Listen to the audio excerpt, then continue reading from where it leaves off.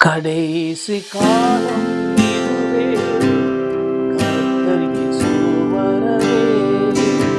கடைசி காலம் இதுவே, கர்த்தர் இயேசு வரவே. ஜீவாதிபதி இயேசுராஜன் சீக்கிரம் வருகின்றார் எமக்காய். கடைசி காலம் இதுவே, கர்த்தர் இயேசு வரவே. காலம் இதுவே, கர்த்தர் இயேசு வரவே. கர்த்தராகிய இயேசு கிறிஸ்துவுடைய ஈடுநேற்ற நாமத்தில் இந்த காணொளி வாயிலாக உங்களை சந்திக்க செய்த தேவாய் தேவனை நன்றி நான் துதிக்கிறேன். நம்முடைய இந்த ஏபிசிடி ஊழியங்கள், அசம்பிளிஸ் பாடி ஆஃப் கிரைஸ்ட் ஊழியங்கள் மூலமாக கர்த்தர் தம்முடைய பரலோக திட்டத்தையும் சித்தத்தையும் நிறைவேற்றி கொண்டிருக்கு. அப்படின்னாலே கர்த்தரை நன்றியோடு நான் துதிக்கிறேன். இந்த நாளிலும் கூட நாம் விசேஷ விதமாய் வேதத்தில் ஒரு சத்தியத்தை கற்றுக்கொள்ளும்படி ஆவியானவர் நம்மை நடத்தி இருக்கிறார். அதன்படியாக வேதாகமத்தை எடுத்து நாம் வாசித்து நாம் கர்த்தருடைய வார்த்தைக்குள்ளாக கடந்து எபிரேயர் 12:24 நாம் வாசிப்போம். புது உடன்படிக்கையின் மத்தியஸ்தராகிய இயேசுவிடத்திற்கும் ஆபேலுடைய இரத்தம் பேசுவதை பார்க்கிலும் நன்மையானவைகளை பேசுகிற இரத்தமாகிய தெளிக்கப்படும் இரத்தத்தினத்திற்கும் வந்து சேர்ந்தீர்கள். இயேசு கிறிஸ்துடைய இரத்தத்தினிடத்துக்கு நீங்கள் வந்து சேர்ந்திருக்கிறீர்கள். இந்த அசம்பிளிஸ் பாடி ஆஃப் கிரைஸ்ட் ஊழியர்களின் மூலமாக இயேசு கிறிஸ்துடைய இரத்தத்தினூடாக நாம் ஆபேலுடைய இரத்தம் பேசுவதை பார்க்கிலும் இயேசு கிறிஸ்துடைய இரத்தம் நன்மையானவைகளை பேசுகிறது. எனக்கு அருமையான கர்த்தருடைய பிள்ளைகளே, இயேசு கிறிஸ்துடைய இரத்தம் நமக்கு பாவ மன்னிப்பு உண்டாக்குகிறது. இயேசு கிறிஸ்துவின் இரத்தம் நம்மை சுத்திகரித்து நம்மை பரிசுத்தமானாய் மாற்றுகிறது. இயேசு கிறிஸ்துடைய இரத்தம் நமக்கு மீட்பு உண்டாக்குகிறது. இயேசு கிறிஸ்துடைய இரத்தமே நம்மை ஒப்புரவாக்குகிறது. எனக்கு அருமையான கர்த்தருடைய பிள்ளைகளே, இன்றைக்கு கிறிஸ்துவின் சரீரமாய் நாம் இணைக்கப்பட்டு ஒன்றாக கட்டப்பட்டு வருகிறோம். கர்த்தருடைய ஆவியினால் நாம் கட்டப்பட்டு வருகிறோம். இயேசு கிறிஸ்துவின் இரத்தம் நம்மை ஒப்புரவாக்கி நம்மை ஒருமனப்படுத்துகிறது.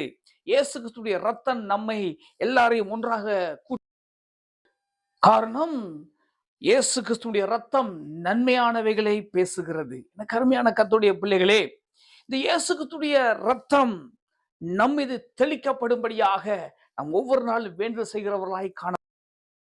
இயேசு கிறிஸ்துடைய இரத்தம் அனைத்து சபை மக்களையும் ஒன்றாக இணைக்கிறது.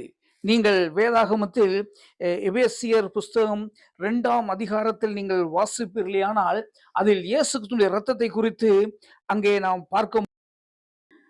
முன்னே தூரமாயிருந்த நீங்கள் இப்பொழுது கிறிஸ்து இயேசுவுக்குள்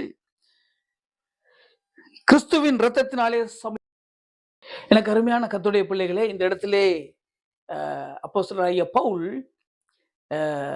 அங்க இருக்கக்கூடிய விசுவாசிகள் எல்லாம் வேறு வேறு சபை பிரிவினராக இருந்தாலும் எல்லாரும் ஒன்றாக இயேசுவின் இரத்தத்தினாலே ஒன்றாக்கப்பட்டிருக்கிறார்கள் என்பதை கூறும்படியாக இந்த வார்த்தையை அவர் கூறுகிறார். எனக்கு அருமையான கர்த்தருடைய பிள்ளைகளே, இதே போல்தான் இந்த நாட்களிலே நம்முடைய ஆவிக்குரிய வாழ்க்கையிலும் அநேக பிரிவுகளாக நாம் பிரிந்திருக்கிற நாம் இயேசு கிறிஸ்துவுடைய ஒரே சரீரமாக ஒரே அவயங்களாக நாம் காணப்படுகிறோம் என்பதை நாம் மறந்துவிடக்கூடாது.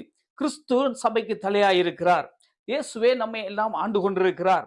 பூமியில் இருக்கிற நாம் பல விதமான சபை பிரிவுகள் இருந்து கர்த்தருடைய ஊழியத்தை நாம் செய்து கொண்டு நாம் எல்லோரும் இயேசுடைய இரத்தத்தினிடத்துக்கு தெளிக்கப்படுகிற இரத்தத்துக்கு வந்து சேர்ந்திருக்கிறோம். எனக்கு அருமையான கர்த்தருடைய பிள்ளைகளே, இதில் நாம் வாசிக்கிறோம், ஆபேலுடைய இரத்தம் பேசினதை பார்க்கிலும் நன்மையானதை பேசுகிற இரத்தம். ஆபேலுடைய இரத்தம் என்ன பேசுகிறது? ஆபேலுடைய இரத்தம் நீதியை பேசுகிறதா இருக்கிறது. நீதி வேண்டும் என்று கேட்கிறது. சகோதரனுக்கு விரோதமாக நீதி வேண்டும் என்று சொல்லி அங்கே பேசுகிற ஒரு இரத்தமாய் இருக்கிறது. ஆம் பிரியமான கர்த்தருடைய பிள்ளைகளே, எந்த மனுஷனுடைய இரத்தமும் நமக்காக சித்தப்படவில்லை. எந்த மனுஷனுடைய இரத்தமும் நம்மை நீதிமானாக்க முடியாது. அது எந்த மனுஷனுடைய இரத்தமும் நம்மை ரட்சிக்க முடியாது. இந்த உலகத்திலே வாழ்ந்திருந்த பரிசுத்தவான்கள், கர்த்தருடைய பிள்ளைகள் இரத்தம் சிந்திருக்கிறார்கள். அவளுடைய இரத்தங்கள் இன்றைக்கு நியாய தீர்ப்பை கொண்டு வருகிறதா இருக்கிறது. நியாய அதை வெளிப்படுத்தல் விசேஷத்திலே 6ஆம் அதிகாரம் 10ஆம் வசனத்திலே நாம் வாசிக்க முடியும். அந்த இரத்தங்கள் எல்லாம் தேவனை நோக்கி எப்பொழுது நியாய தீர்ப்பு செய்ய போகிறீர் என்று சொல்லி கூக்குரல்றதை நாம் பார்க்கிறோம். இன்றைக்கு கூட அநேக இடங்களிலே அநேக போதகர்களும் கூட தங்களுடைய அதை உணர்ந்து கொள்ள முடியாமல் அவர் என்ன சொல்லுகிறார் சொன்னால், பரிசுத்தவான்கள் ரத்தம் இன்றைக்கு சிந்தப்பட்டிருக்கிறது, அதனால் மிகப்பெரிய எழுப்புதல் வரப்போகிறது, மிகப்பெரிய இரட்சிப்பு வரப்போகும் சொல்லி கோரிக்கொண்டிருக்கிறார்கள். எனக்கு அருமையான கர்த்தருடைய பிள்ளைகளே, அப்படி அல்ல. பரிசுத்தவான்களுடைய ரத்தம் அங்கே நியாய தீர்ப்புக்கென்று வைக்கப்பட்டிருக்கிறது. ஒருவேளை அவர்கள் சிந்தின ரத்தத்துக்கு ஈடாக ரட்சிப்பு உண்டாகவில்லை என்று சொன்னால், அந்த பட்டணத்தின் மேலே சிந்தப்பட்ட இடங்களிலே நியாய தீர்ப்பு வரும்படியா அங்கே சிந்தப்பட்டிருக்கிறது. அவர்கள் சரியானபடி அந்த ரத்தத்துக்கான விலையை.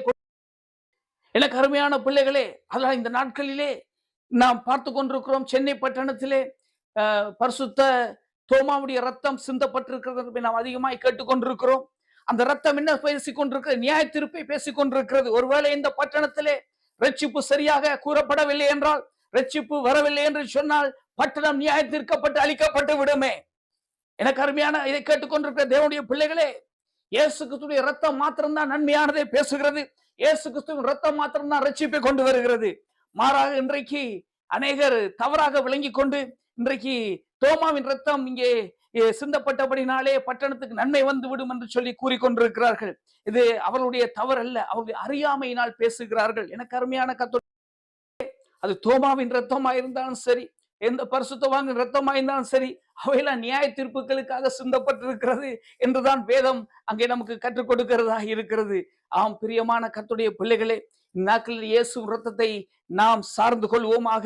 நமக்காக ரட்சிப்பை பேசுகிற இயேசுவின் ரத்தத்தை நாம் சேர்ந்து கொள்வோமாக. அந்த ரத்தத்தின் வழியாக நாம் ஆண்டவரை ஒப்புரவாக்கப்பட்டு இயேசுவை தரிசிக்கிறவர்களாக, இயேசுவின் வரைக்கு காத்திருக்கிறவர்களாக காண.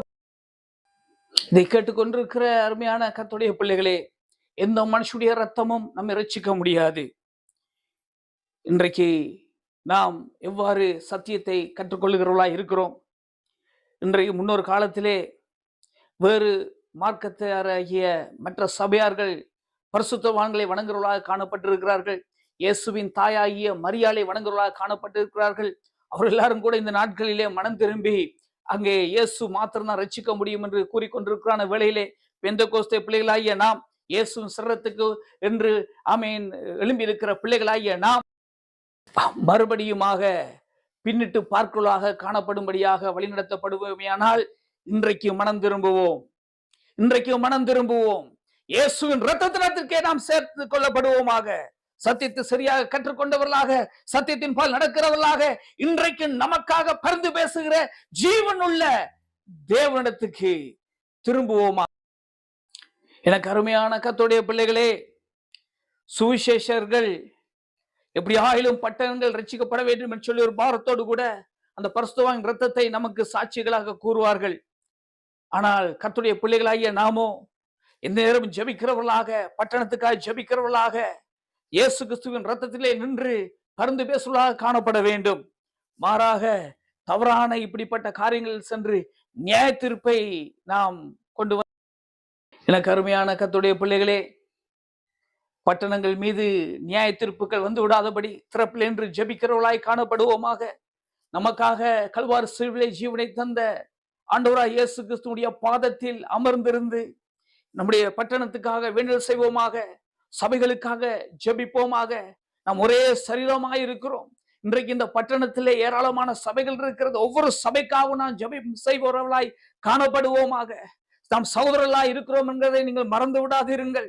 சென்ற சபை பிரிவா இருந்தாலும் பரவாயில்லை, இயேசுவின் இரத்தத்தினால் நாம் ஒருமனமாக்கப்பட்டிருக்கிறோம். ஒன்றாக ஒருமன இயேசுவின் சரீரமாக நாம் காணப்படுகிறோம் என்றதை உணர்ந்தவர்களாக இந்த கடைசி நாட்களிலே தேவனுடைய அன்புள்ளவர்களாக ஒருவருக்கொருவர் ஜெபம் செய்ய கடவோம், ஒருவருக்கொருவர் உதவி செய்ய கடவோம். கர்த்தர் ஒரே சரீரமாய் ஒரே ஆவியுடையவர்களாய் அவருடைய வரைக்கு நாம் காத்திருப்போமாக.